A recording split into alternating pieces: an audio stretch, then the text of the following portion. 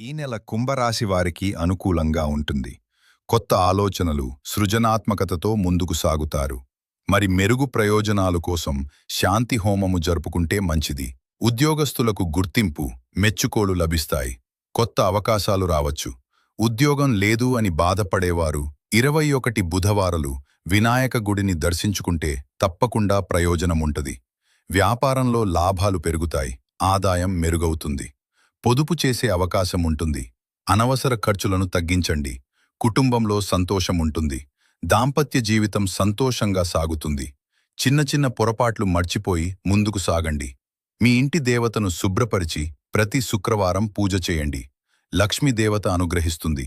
ప్రేమలో ఉన్నవారికి మంచి సమయం. పెళ్లి కాని వారు 11 రోజులు ఉపవాసాలు ఉంది.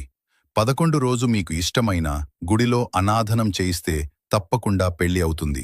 ఆరోగ్యం సాధారణంగా బాగుంటుంది. నిద్ర, ఆహారంపై శ్రద్ధ వహించండి. విద్యార్థులకు మంచి ఫలితాలు. కొత్త నైపుణ్యాలు నేర్చుకోవడానికి అనుకూల సమయం. ఎగ్జామ్స్లో మెరుగైన మార్కులు కోసం వినాయకుని మోకుకు పెట్టుకోండి. గెలుపు మీ వెంటే. కాని మాంసాహారము తినకుండా పూజ చేయండి. తెలవరుజామున శివాయను ఆరాధిస్తే విజయం మీ వంటే. శనివారం దానం చేయడం మంచిది.